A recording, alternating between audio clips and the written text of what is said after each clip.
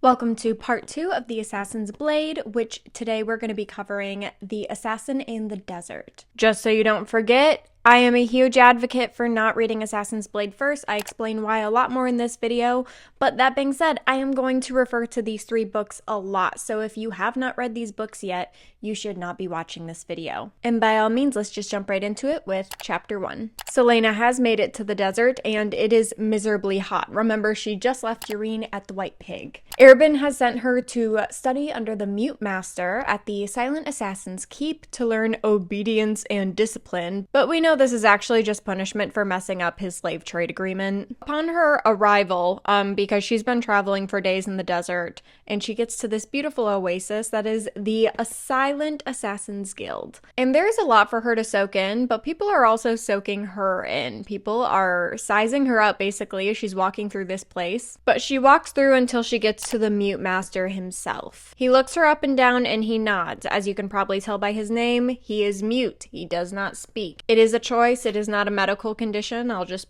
put that out right there. He's taken a quote-unquote oath of silence, or at least that's what the legend says. So Erben told Celaena that she has 1 month to study under the Mute Master, and then only within that month, when she gets his letter of approval, can she come back. Oh, and then as punishment to make everything more complicated for her because he can, Erben says that she is not allowed to wear her mask because he's no longer interested in protecting her identity anymore. So anyway, she's in front of this Mute Master and she bows to him and she basically says Erben speaks so highly of you, I would love to train under you if you will allow me, and he makes some signals. It doesn't sound like they're actually signaling in an ASL kind of way. It sounds more like a interpretive dance type of signaling, but then again, it's just a book. You don't actually see it, so it's hard to tell. He keeps looking at her, he stays silent for a while, and there's actually this really sad moment where he goes to reach for her face and she cowers a little bit because Erben just beat the snot out of her face and she has a bunch of cuts and bruises now.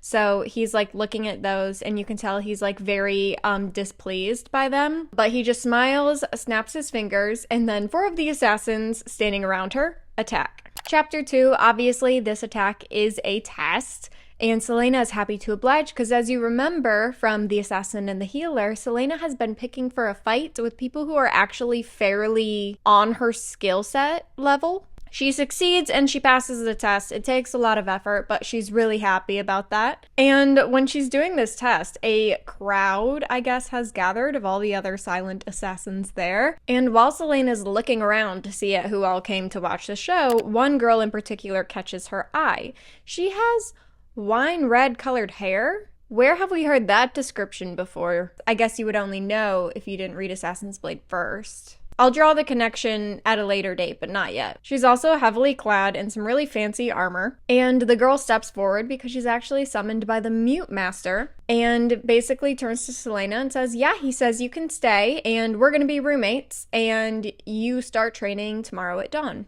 The girl introduces herself as Ansel. Ansel takes Celaena to their room to kind of show her around, but then takes her to a bathing room so she can hydrate and rest before dinner. Something occurs to Celaena at this moment. She's the only girl assassin at the Assassin's Keep under Erben. That's never something that she's really had to consider before. We'll get more into this in one of the other short stories in this book, but the only other women that are ever around the Assassin's Keep are actually courtesans, not assassins. So she's realizing oh wow, there's it's 50-50 here. There's a lot of female assassins, and she's kind of interested in that, but what she's not really interested in is the fact that she has to share a room with a complete stranger who's also trained to kill people for a month. So Celaena asks her what it's like to train with the Mute Master just so she can know what to expect tomorrow morning.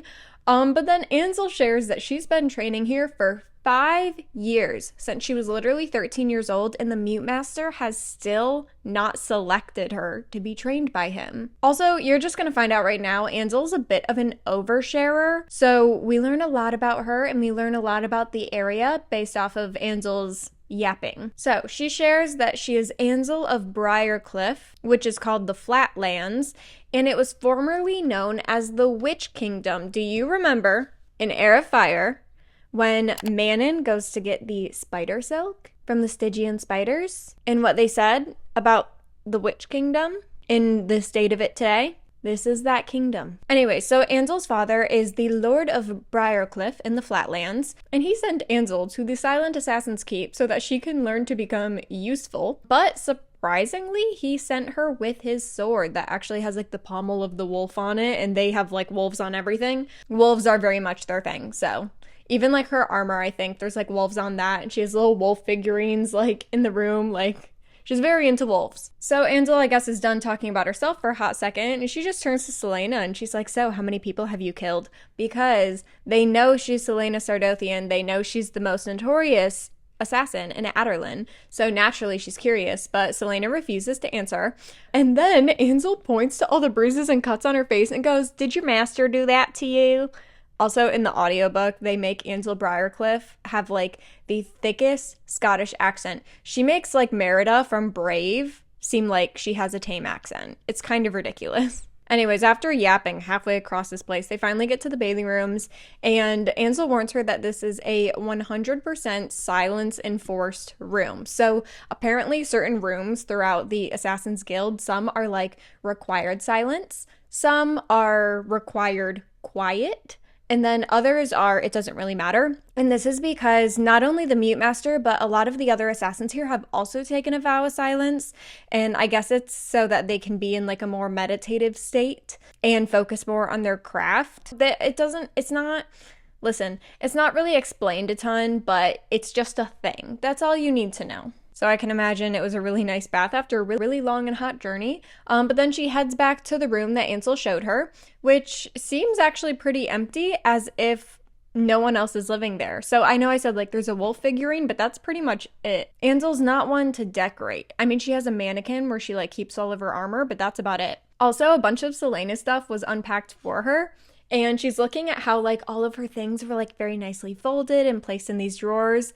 And she catches herself thinking about Sam, because I guess Sam is a pretty, like, put-together kind of guy. And she's like, oh, why am I thinking about Sam? Then Selena has a flashback to the day that her and Sam got back from Adarlan, and she remembers how angry Arobynn was, and honestly, it was just a horrifying night in general. Apparently, Arobynn called in 3 other assassins. He had them hold down Sam and made Sam watch as Arobynn literally just, like, beat Selena to a bloody pulp. It was just a very intense moment overall, and she's having very sad flashbacks to that night. Chapter 3, later that evening, Ansel gives Selena a tour of the Silent Keep, and she goes over which rooms, like, require certain volumes.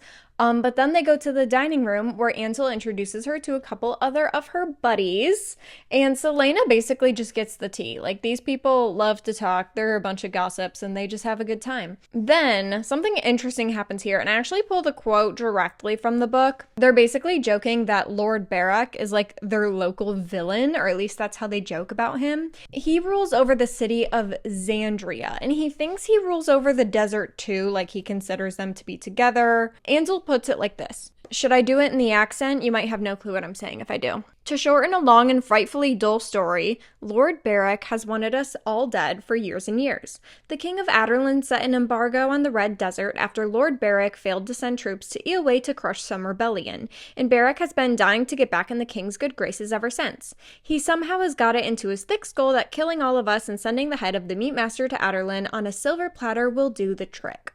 So that tells us a good bit of stuff. First of all, it tells us more about this Lord Barak guy. Second of all, it tells us that he's not in a good place with the king. It also tells us that the Mute Master is also not in the good place with the king.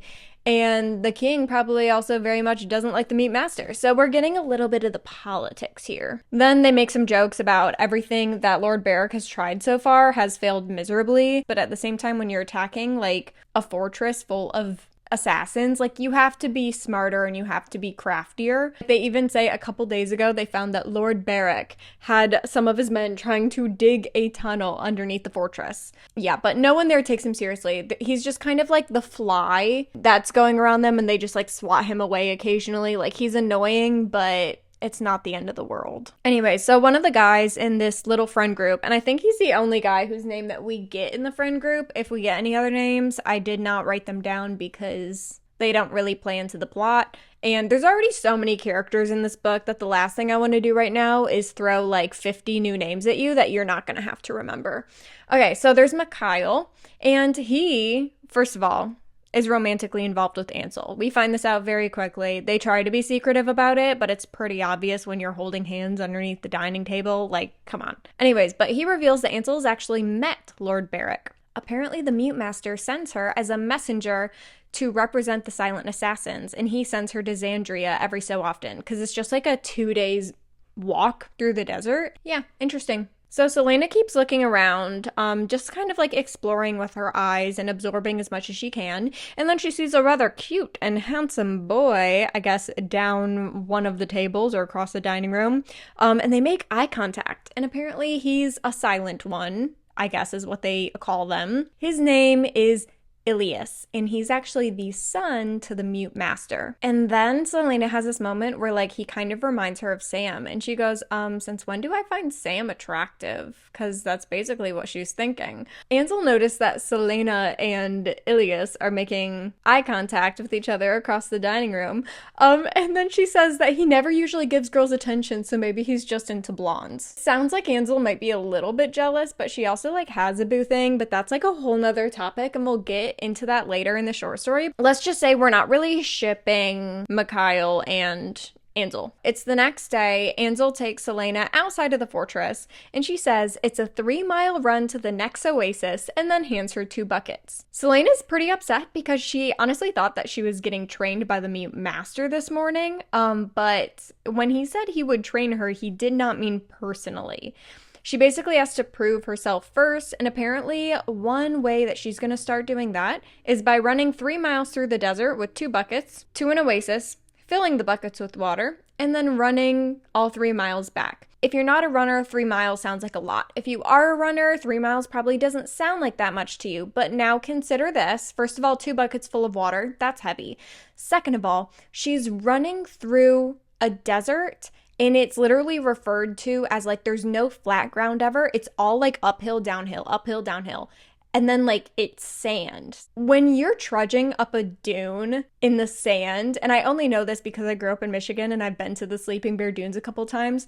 When you walk up a sand dune, you feel like you're taking 1 step forward and 2 steps back. Doing 3 miles both ways, then with full buckets of water, that's insane. Sorry, I was not supposed to talk about that as long as I did, but like that's a lot. So it took Celaena from dawn till dinner time to complete this task because she didn't run majority of the time. She ended up having to walk, and she had to even keep taking breaks. She literally came back with 2 empty buckets because she had to drink them both on her way back because she was so dehydrated.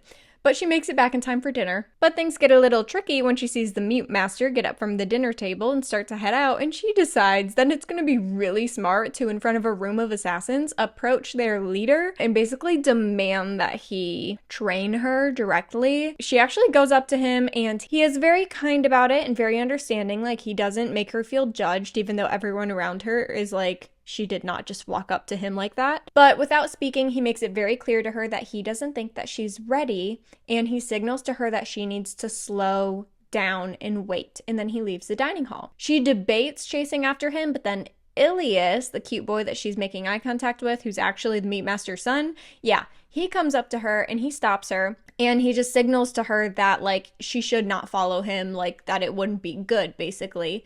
And they kind of just like stare at each other for a while, and then she realizes that he's like waiting for an introduction. So they have this cute moment where she's like, I'm Celaena, and she puts her hand on his chest and she goes, and you're Ilias, and he just smiles and nods, and it's the cutest thing ever. I know like nothing happens with them, but like I low-key I just love Ilias. I think I want Ilias to have the world's happiest ever after. Why isn't he a bigger character in these books? That's what I want to know. Anywho, so Celaena goes back to her room for the night, to rest up because after all, she has to run 6 miles through the sand dunes with 2 buckets full of water again tomorrow morning. Chapter 4, Celaena's desert runs have actually been improving day by day. I think it's been about a week now. She still has not been summoned by the Mute Master. She's able to get the runs done faster now that she's actually able to get back and train with some of the trainers at the Silent Assassins Guild before dinner time. So, big improvement. She also kind of has this moment where she knows most everything that the trainers are teaching her from growing up at an Assassin's Guild herself, but she really wants to get the Mute Master's attention, so she just acts like she's soaking it all in, and then she works really hard to impress the trainers. By her 5th night there, so I was right, just under a week, Lord Barak actually makes an attempt to attack the fortress. It happened to fall on a night when majority of the assassins were away from the fortress on a job, and everyone was talking after the fact that the timing was way too perfect for it to be coincidence, and people are starting to speculate if someone on the inside of the Silent Assassins Guild is feeding Lord Barak information. Celaena is actually really shocked when they're instructed not to kill any of Lord Barak's men. Basically, the Mute Master doesn't want a war. He just kind of wants to, like I said, like he's swatting away the fly and he's trying to let Lord Barak know that they're not going anywhere. So all they can do really is scare the men into retreating. So they somehow like make this wall of fire and it ends up scaring the guys. And so they run back to Xandria for the night. And then Celaena and Ansel can finally go to bed. The next morning, however, there's a knock on the door and it's Mikhail. Ansel's being sent as a messenger to Lord Barak following the attack from last night. And Ansel invites Celaena to join her. Celaena decides that it would be a really good way to show the Mute Master that she's willing to be useful and helpful, so she says yes. Chapter 5, Ansel and Celaena are camping out in the desert because, like I said, it is a 2-day trip all the way to Xandria. And Celaena can't sleep, so she decides to ask Ansel how cursed exactly the flatlands are, considering that's why the witches all had to evacuate. And she basically shares the history. The Croatian witches lived there, and it was like this beautiful, beautiful place. The Iron Teeth witches came in, and these are like really wicked witches, and they're horrible. And then the Croatians put a curse on them that said, so long as they are there in these lands, that no crops and no livestock will live or thrive.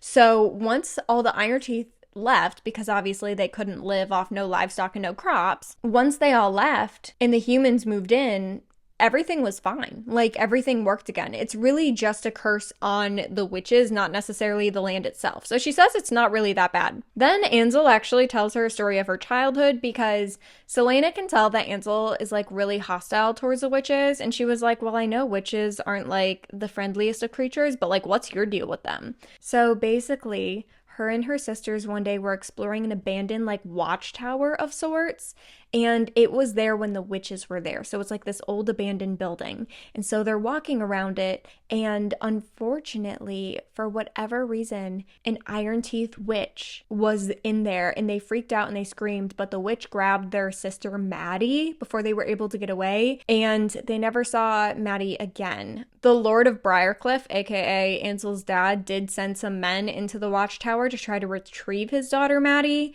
but they only found her skeleton. So yeah, she died. Because of that, Ansel is very anti-witch. She even says that if she could, she would hunt them all down into extinction. So Ansel feels very strongly about witches. And then Ansel ends up being able to fall asleep, but then Celaena's like so freaked out, and they're literally out in the open at night in the desert. So she's like, oh my word, I can't sleep now. But eventually she does fall asleep because we get to the next day where they finally make it to Xandria, and it's market day. So they have some fun and they explore a bit, but then Ansel has to get down to business and is about to see Lord Barak. But she tells Celaena like, okay, I'll meet you at this fountain in like 2 or 3 hours. Celaena's actually surprised because she was like, what was the point of me coming all this way for you to go alone? Ansel just makes some excuse about Celaena not having clearance to sit in on the meeting because she's sharing some information that she didn't get approval from the Mute Master to hear. So I don't know. It's this like whole thing. So Celaena's like, okay, fine. You know what? I'll just window shop, if you will, and I'll meet you at the fountain in a couple hours. So Celaena's walking around after Ansel heads off. And while she's walking around, she sees a booth with none other than spider silk at it. So she goes to the booth and she sees this man who's selling it, and she's like, what are you doing in Xandria? Because, like, keep in mind, spider silk is extremely, extremely expensive. And he just says that, I'm just going to see if I can get some coins out of this market day, but I'm on my way to the southern continent. Ironically, the same place that Urine is going. Right? So he looks 40 years old, but he tells her that he's actually 25 years old. He paid for 20 years of his life to get 100 yards of spider silk. Guys, remember, the spider literally told Manon she had recently sold 100 yards of spider silk to a man for 2 decades of his life. This is that man. Okay, sorry. Things that you wouldn't catch if you read Assassin's Blade first, part 300. But he was actually surprised because he didn't realize that she was going to take the 20 years of his life off the front of it. He thought he was just going to die 20 years earlier than originally planned by fate, I suppose. Apparently, he found a witch one day and he asked her if she could do anything about the 20 years of his life that he lost. And she said that the only way to get out of a bargain with a Stygian spider and to get his 20 years of youth back is if he actually killed the Stygian spider who he made the bargain with. And then he literally turns to Selena and he's like, well, here's the thing. I know the Silent Assassins Guild is not too far away, and based off your build and the way that you move and the way that you act, I'm assuming you're one of them. That being said, can I hire you to hunt down and kill the Stygian spider? And she's looking at him like, are you kidding me? But she decides that a man who was desperate enough to give up 20 years of his life for all that spider silk and for all the riches that come with it is not really a dependable person. So she just says, you know what? Maybe not right now, but if you ever make your way to Rifthold, look for Arabin Hamel. If you go through my employer, then yeah, I'll do the job for you, which is honestly very smart businesswoman move on her part. I guess as a thank you, he hands her like a 6x6 inch sheet of this spider silk. It's just like this tiny little thing. But he just gives it to her and says, this is a reminder to you that everything has a price. Also remember that she has that. She keeps walking around the market. Eventually the time that her and Ansel agreed to meet up comes around, and so she goes to the fountain. And as they're heading out of Xandria and back to the Silent Assassin's Keep, Ansel decides to sneak past some guards and into Lord Barrick's stables. She basically points out these Asterian mares. If you read Throne of Glass, you know where this is going. This is a very expensive and very impressive breed of horses. It's like the most expensive horse you can get. Like only really royalty has these horses. So naturally, they steal them, and they ride them all the way back to the guild. Chapter 6, the girls are having the time of their lives riding these Asterian mares through the desert, and they could have actually made it all the way back to the Silent Assassins Guild in a single day on the horses, but they decide to camp out for one night just for the fun of it, I guess. And they're looking up at the constellations, and Ansel asks Selena to point them out, because after all, Selena knows constellations really well. Selena points them all out, and then she gets to the stag, which is a beloved constellation in Terrasen, and she says as much. When Ansel says, do you ever want to return to Terrasen? This actually really shocks Selena because she's like, how did she know I'm from Terrasen? And obviously we know why a comment like that might make her jump or a little uneasy. But Ansel makes a joke and says that she assumed that Selena was from Terrasen because the way she talked about Terrasen was the way her father used to talk about Briarcliff. Obviously, she just spoke about her father in the past tense, so Selena's a little confused, but before she even has time to ask, Ansel basically admits that she lied, not only to Selena, but she's actually been lying to the Mute Master. Her father did not send her to the Silent Assassin's Keep. Briarcliff itself actually has not existed for the past 5 years. So Lord Locke, who's not extremely relevant, but I guess it's a good name to know, he was inspired, I guess, by the King of Adarlan, and he decided to become a tyrant and started to overtake a bunch of nearby lands, including Lord of Briarcliff, Ansel's dad, but he refused to hand over his land, and Lord Locke killed Ansel's entire family. Somehow she got away. She did take her dad's sword, which is the reason why she has it. She ran nonstop until she ran into an Iron Teeth witch who pointed her towards the Silent Assassin's Keep and literally planted the idea in her head, said train to be an assassin, and then once you're ready, get your land back from Lord Locke. And that's exactly what Ansel's been trying to do for the past 5 years of her life. Chapter 7, once they get back to the fortress, it's very clear off the bat that word about their Asterian Mare adventure has gotten back to the Mute Master because they've been summoned by him immediately. And Ansel immediately starts explaining what happened, but trying to totally downplay the situation. But here's the thing, Celaena is afraid that Ansel's gonna get kicked out of the Assassin's Keep because the Mute Master seems really, really upset. And after hearing her whole story and like why she's there to train, Celaena decides to take the full blame, and she said that it was her idea. And the Mute Master actually accepts Celaena taking all the blame. He then assigns them to work stable duty every single morning until Celaena's gone because, I mean, after all, they stole some horses. They might as well have to take care of not only those horses, but all the livestock at the Assassin's Guild. And then the Mute Master signs something to Ansel. She then turns to Celaena and says, "You are to report to him at sunset tomorrow for your first private lesson." Thank goodness. Finally, we've waited long enough. So the next morning, she does her stable duty, and thankfully it's actually replaced her runs in the mornings. So she does stable duty, and then she goes to her midday training. And then after dinner at sunset, she goes to meet the Mute Master on the roof of the fortress. And for the very first lesson, he has a basket in front of her, and he signals for her to open it. But when she goes to reach for it, she hears a hiss. There's a snake in there, basically. But he signals for her to take it off. She pops it off, and she backs up, and it's a black asp, which is a very poisonous snake, I guess. But he signals to her not to kill it and not to harm it, but just to study it and observe it. They do this for days, where she's literally just studying the movements of the snake, learning about how it moves, what its strengths are, what its weaknesses are, and how it compensates for them, and then also how they attack their prey. Chapter 8, we're officially celebrating Midsummer's Eve at the Silent Assassin's Guild, and it just also happens to fall on Ansel's birthday, so everyone is ready to have a party. It's a little odd because it is a silent party, but Celaena is surprisingly having a lot of fun, even though they're dancing to literally no music. Also, she's realizing that Ansel's really growing on her, and she's gonna have a really hard time leaving her in a couple weeks when she has to go back to Rifthold. This also kind of sends her down this little spiral of like, should I really be having fun tonight? Maybe I should be training with the Mute Master instead so I can get my letter of approval and go back to Rifthold.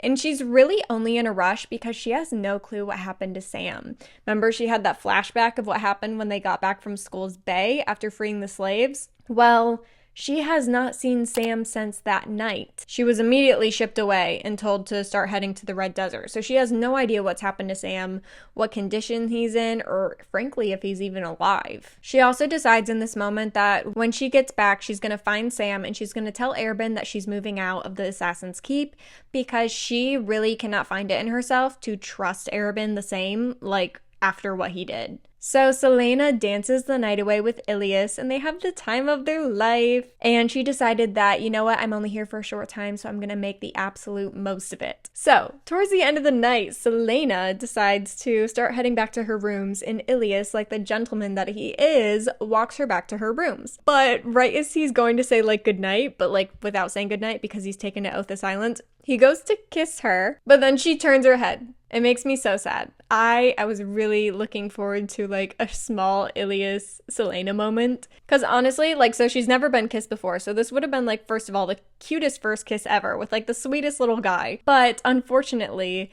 she's thinking about Sam, and that's why she panics and backs away, which honestly, fair. Still, we're not really sure why she's thinking about Sam because apparently, supposedly, she hates Sam, right? Or at least that's what she's been telling us, and frankly, been telling herself. She basically just kind of pulls the whole like, well, I'm leaving soon and I'm going to be miles away and I'll never see you again.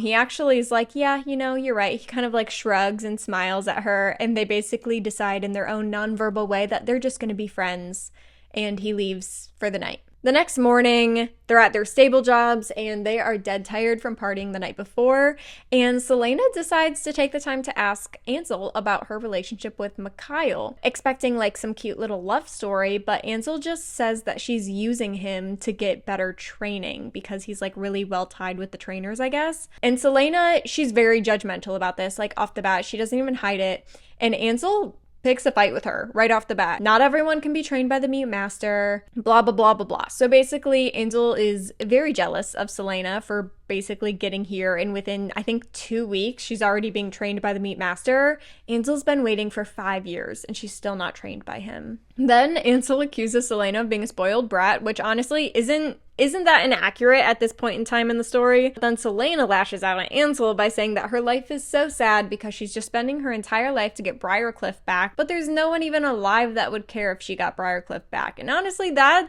was a low blow. And rightly so. Ansel does storm out, leaving Celaena to do the rest of the stable job alone without her. Chapter 9, Celaena is training with the Mute Master, but she's distracted because of her fight with Ansel. He actually can see this and he signals for her to sit down. She just says, "I'm scared to go home." The master actually seems really surprised because she is very obviously desperate to go back, but she just admits that she knows nothing will ever be the same again after she freed the slaves. And she doesn't want things to go back to the way that they were, but she's also terrified of what's waiting for her when she does get back. So like, she doesn't want what she had, but she also doesn't want what she's gonna get, and she's just really scared. She just doesn't know what's next for her. Every path of her future just looks terrifying right now. Once she's done speaking, he gets up and they resume training. So he listened, but then it's time to get back to training, and she actually is able to train better. So, you know, she just got it all off of her chest and now she's good. After training, Celaena goes to sleep for the night, but she's woken up by Ansel. She tells Celaena that she did the stable cleaning job this morning because she wanted to let Celaena sleep in, and this is her kind of leading into an apology, which Celaena returns. She's sorry too, but she also reassures her that, like, she wasn't very wrong about Celaena being spoiled. She's like, "I know I'm spoiled, and I'm sorry that you had to see that." So, like, you know, they're all good. And as a peace offering, Ansel offers Celaena some wine. And so they kind of like cheers, whatever. And Celaena takes a big swig of her wine. And then after a few seconds, she realizes that Ansel has just poisoned her. And it takes half a second before she blacks out. Chapter 10, Celaena wakes up in the middle of the desert. She's not near an oasis. She's not near a fortress. Just her Styrian mare. She has 2 daggers, she has a lantern, and she has a note. It was a note from Ansel that said, "I'm sorry it had to end this way. The master said it would be easier to let you go like this rather than shaming you by asking you to leave early. The horse is yours, as is the master's letter of approval, which is in the saddlebag. Go home. I will miss you. Love, Ansel."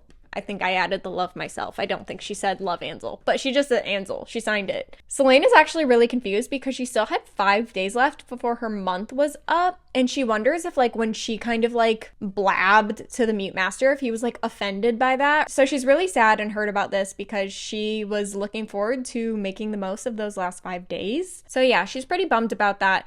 But as she hops on her horse and she's traveling to Xandria, she plans to take a ship to Aderlin, or at least somewhere that can get her on another ship that will take her to Aderlin. But while she's traveling, she hears like this thudding sound, and it is 200 men, Lord Beric's men, who are marching in the direction of the Silent Assassin's fortress. Celaena actually sees this and she goes, "Oh, that's why the Mute Master sent me away. He already knows that they're coming, and that would have delayed me leaving in 5 days, most likely." So she ends up getting to Xandria. She secures passage on a ship that's going to get her closer to Rifthold. But the entire time that she's waiting for the ship to go, she can't help thinking about, like, the 200 men on their way to the Assassin's Keep. Also, like, she pretty quickly jumped to the conclusion that the Mute Master knew that the Lord Beric was sending 200 men, but what if he didn't?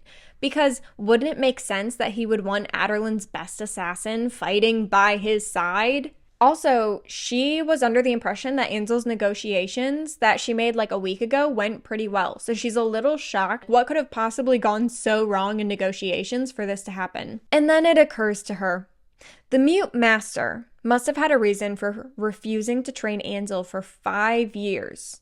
She decided to open this note of approval that the Mute Master had supposedly written for her, and it was an empty sheet of paper.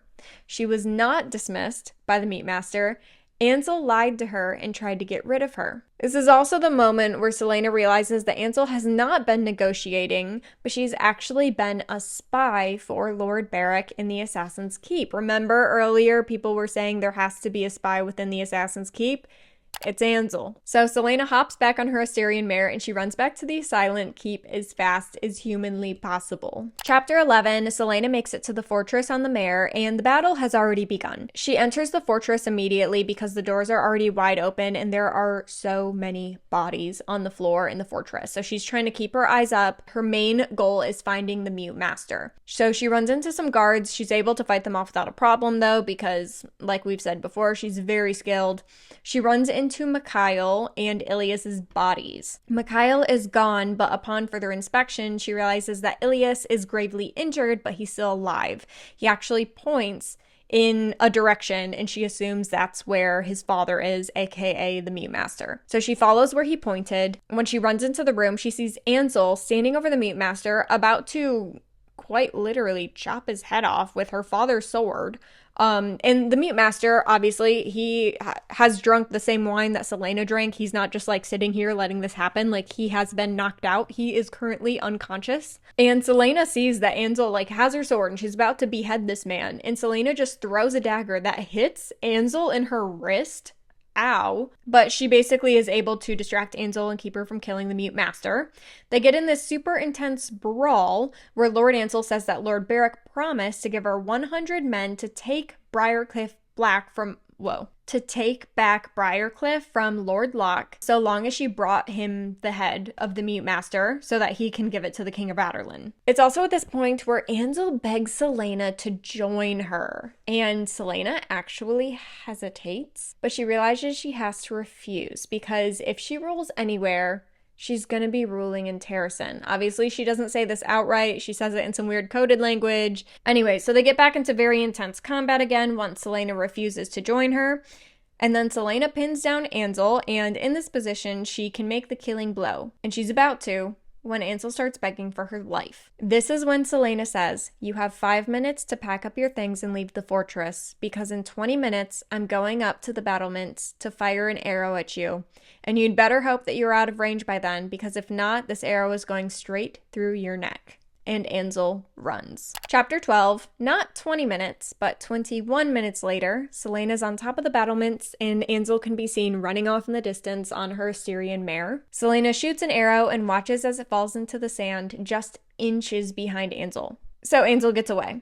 This is also one of those moments where I cannot possibly believe that someone would recommend reading Assassin's Blade first, because if you read this first, it just seems like Ansel was her friend and she didn't want to kill her friend. No, if you've read these books and you know who Selena truly is in her backstory, the significance of this is that her and Ansel are the same person. Her entire family was killed and her kingdom was taken by a tyrant.